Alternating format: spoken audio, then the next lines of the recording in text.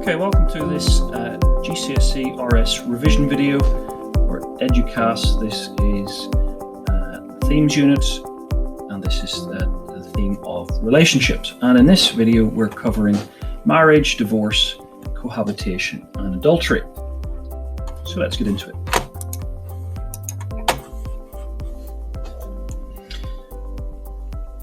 So what is marriage? What is the nature of marriage? This is something that is hugely debated between Christians and non-Christians, and was at the heart of recent debates. Is there a difference now between matrimony and marriage across the UK? Is it just a legal institution, or is there something more to marriage? For some, it is about commitment. It is a sense of dedication and obligation to something or someone, and that's all that marriage is. Others have a deeper idea that it's a sacrament, perhaps that it's something that brings a means of salvation. Now we'll look at those in a second. Before we do, let's look at humanist attitudes to marriage.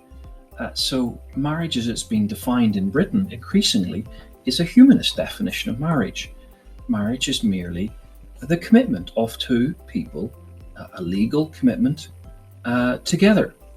And now a humanist marriage would reflect that. And the nature of marriage is an important and a serious legal commitment to a couple. And it would not include any religious aspect in the humanist marriage service. It might include poetry, it might include general sort of pop songs, but it wouldn't include any religious symbols or signs. Christian attitudes to marry vary widely. Marriage in general, certainly in the Catholic Church, is seen as the basis of the family life, and it's regarded as a God-given institution that we find back in Genesis, when God creates Adam and Eve. In his image he made them.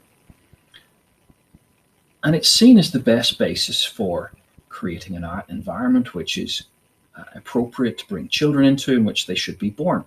Christians believe that the natural purpose of sex, especially Catholics, is to procreate. And a committed, permanent, exclusive relationship for Catholics, which is a sacrament, is the best place to bring up children.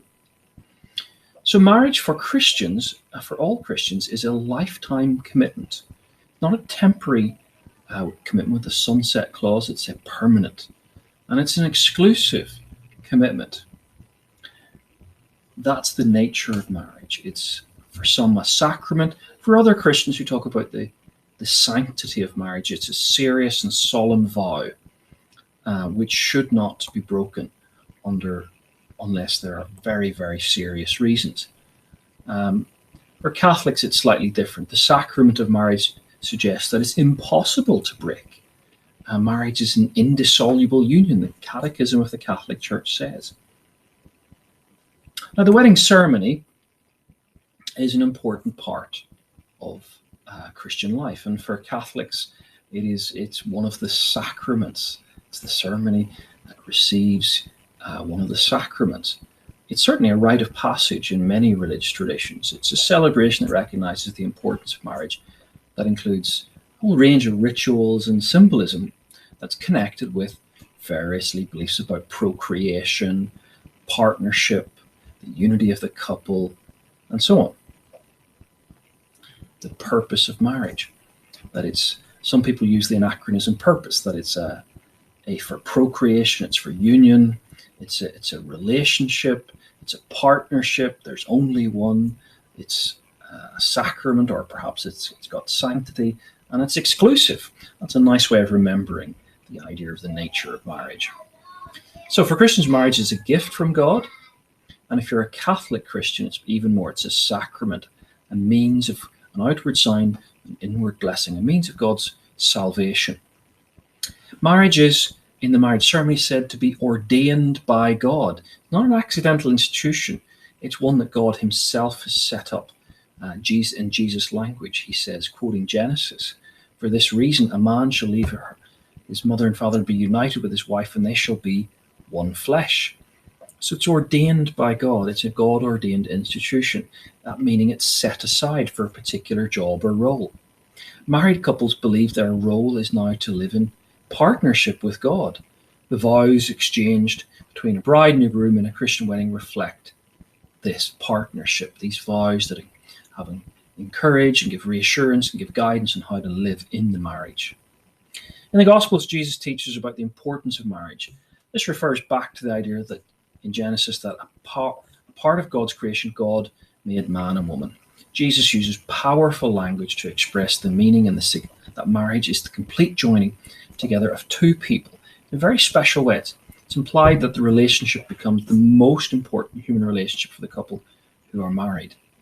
In fact, marriage is seen both as a reflection of the very nature of God. God is Trinity, that a man and a woman, two different people who are joined in one substance, the marriage. Other important scriptural references include the idea of that the marriage represents the relationship between Christ and the church. And so this quote at the beginning of creation, God made them male and female. For this reason, a man shall leave his mother and father and be united with his wife, and the two will be one flesh. And so they're no longer two, but one flesh. Here is this perhaps symbolism of the very Trinity or theology of God. The one flesh is the oneness of God. Yet the two, the male, the female, the mother, the father, that are united is the triunity of God. What does it say in the marriage service? That what man has joined together, let no man separate or put asunder. In the marriage, it should be a lifetime and lifelong communion. These are Jesus' words, in particular in Mark chapter 9. So specifically, Catholics talk about the sacrament of marriage. It's an important ritual and rite of passage, the basis of family life.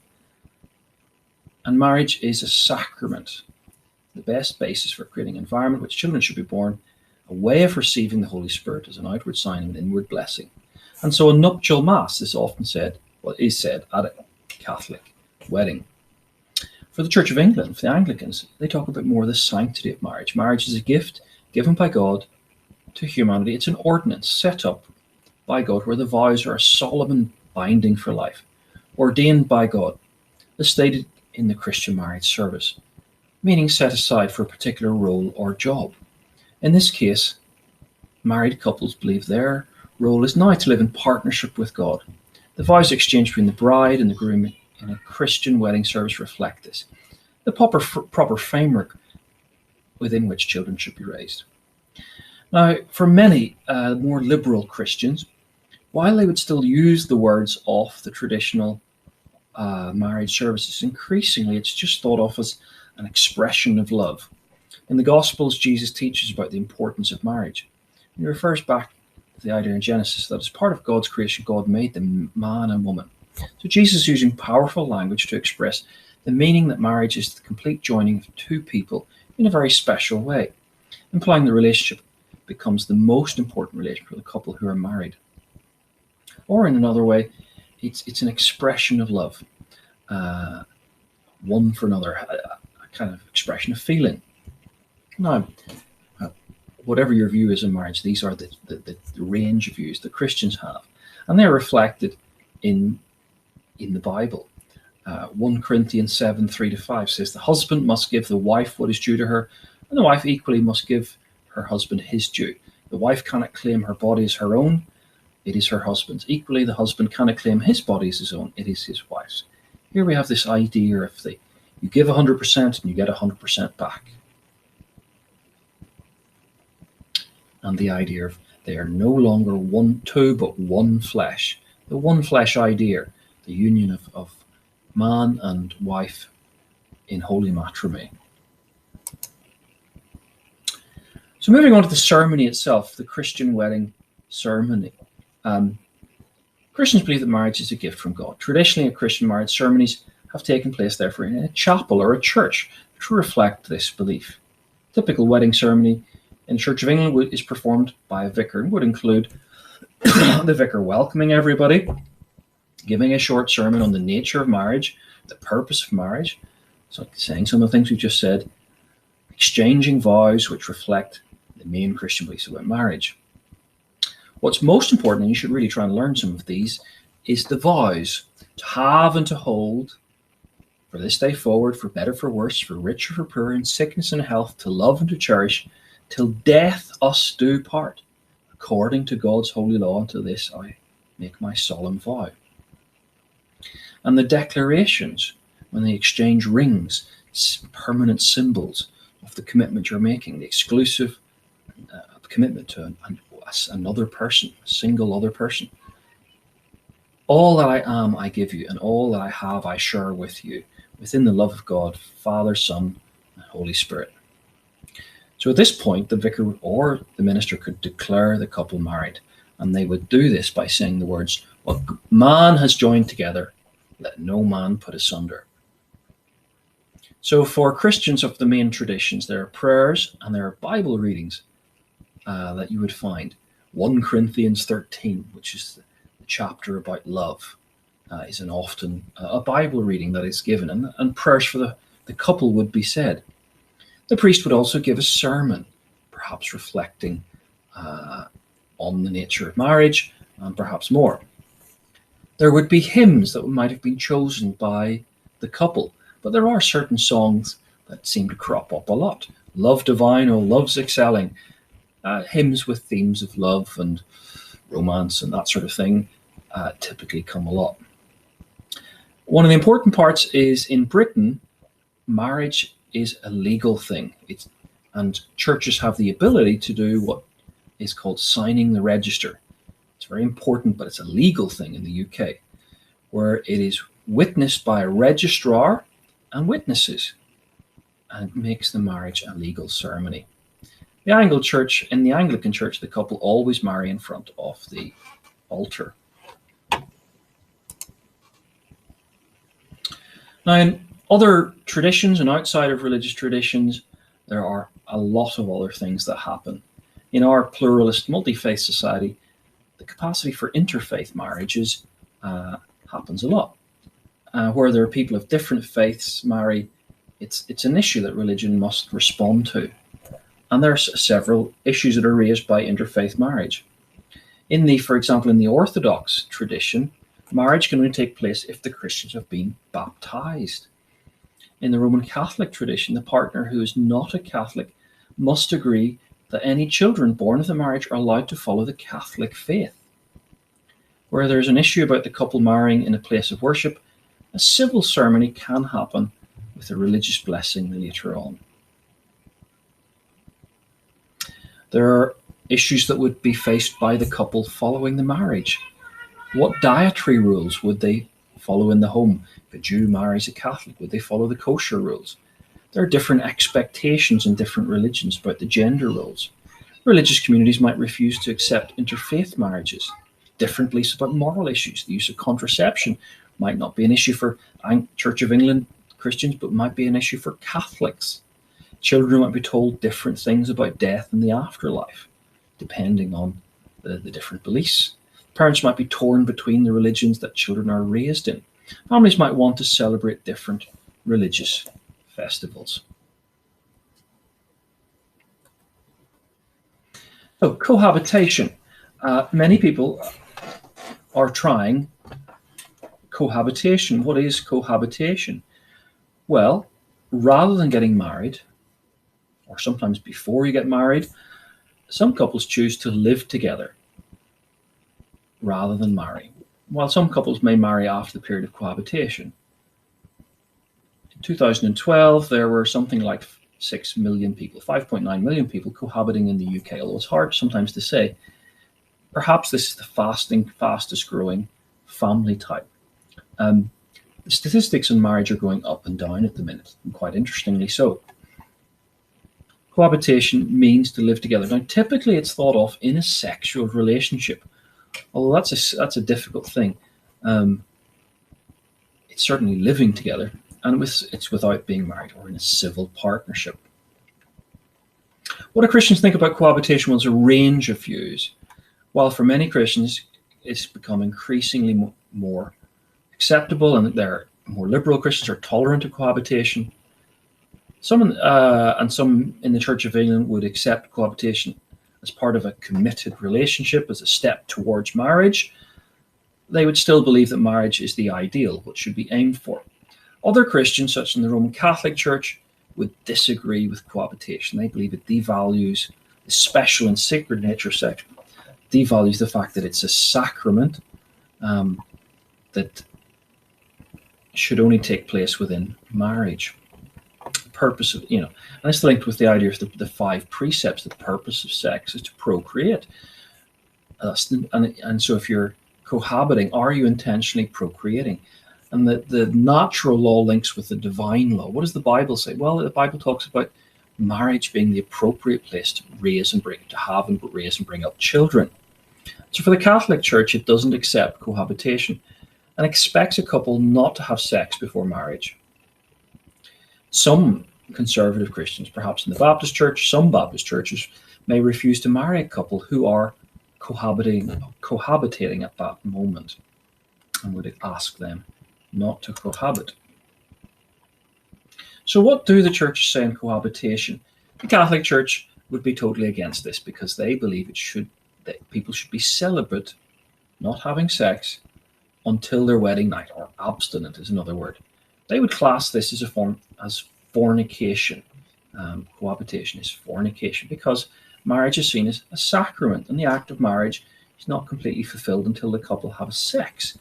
It says in the Bible that God created man to leave his family, become one flesh, which means to start a new family unit with his wife. The Church of England thinks that cohabitation is okay if the couple intend to get married later on and are in deep committed relationship with each other. And more liberal Christians, perhaps the Methodists, would say it's an expression of love. Where agape or love is expressed, there God is present, it would be said.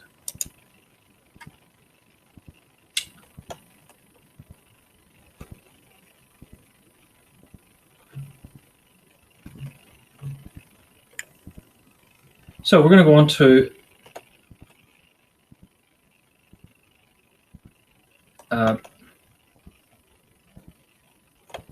divorce.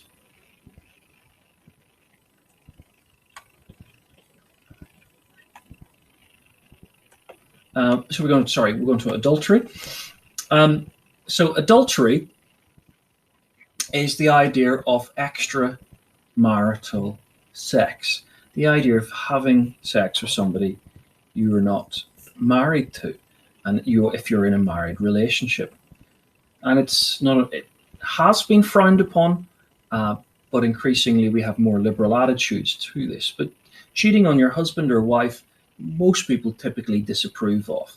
So adultery, on moral and social grounds, and for the law, recognizes adultery as a justifiable reason for granting a divorce.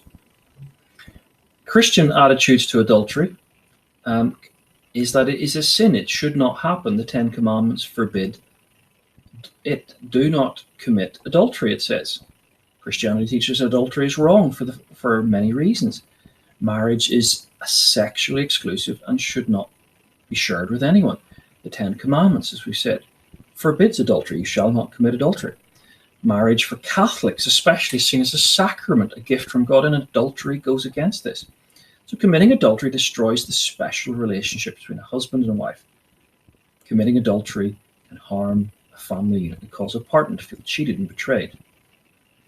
So we need to make sure we define adultery carefully.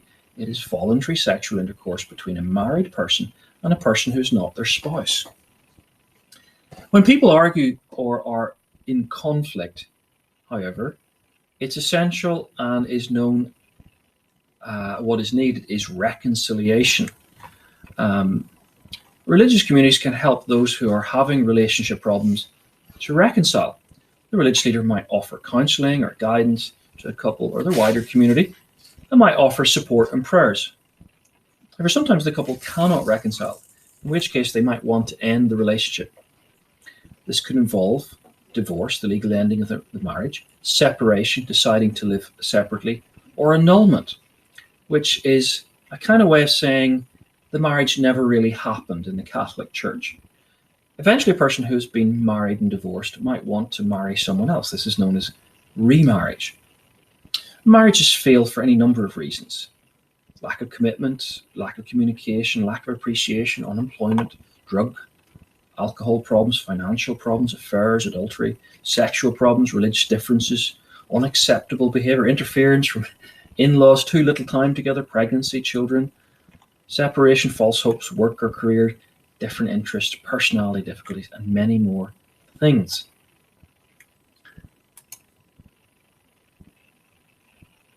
So people divorce for many reasons. Marriages break down, and this can result in separation or divorce.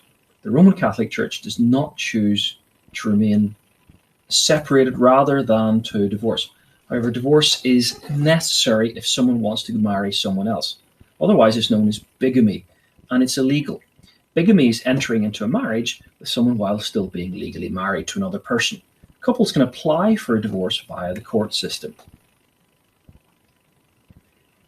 Roman Catholic attitudes to divorce are entirely different. They do not recognize divorce as possible. Remember, marriage is a sacrament, an outward sign of inward blessing. It's an indissoluble union. That means it's not so much wrong as impossible. The commitment cannot be broken. Annulment can be given, but this is only to suggest the marriage never happened, and it was declared never happened. Now, Jesus says, now anyone who divorces his wife except for sexual immorality and marries another commits adultery. Now, that sort of says there's a possible reason. But Mark says, therefore, what God has joined together, let no one separate. And Catholics would emphasize this. It's impossible. Catholics say if you separate, you're expected not to cohabit with anyone else, not to marry anyone else. Certainly you couldn't marry anyone else in a Catholic church. And they're not allowed to receive Holy Communion during Mass. Catholics who divorce can apply through the courts, just like everyone else. However, the Catholic Church would not recognize the couples have had a legal divorce. They would consider them separated, but not, in a way, divorced. They believe in God's eye they are still married. Annulment is when a court says, or better, the church says, your marriage never legally valid, or spiritually valid is probably a better way of putting it. They might, in this case, argue, for example, that the marriage never, a consummation of the marriage never happened. They never had sex. Hard to argue that if you never had 4 or 5 kids. Or when it's proved that the marriage should never have taken place because it was forced. Or perhaps other reasons. One of the couple claimed to be a baptized Catholic and they weren't. In the Church of England, it's seen as legal. It's allowed by law. Issues arise when it comes to remarriage. Remarriage is okay if the minister allows it, but it's up to the individual minister to make a decision. And it's not always the case that the minister will marry anyone, especially if you've been the one who caused the previous breakup. So this is the end of the second of 5 videos on relationships. Stop now, have a go at the topic tests, have a go at the Quizlets, look up the vocab and the quotations to learn, have a go at some practice questions on the website and model essay answers.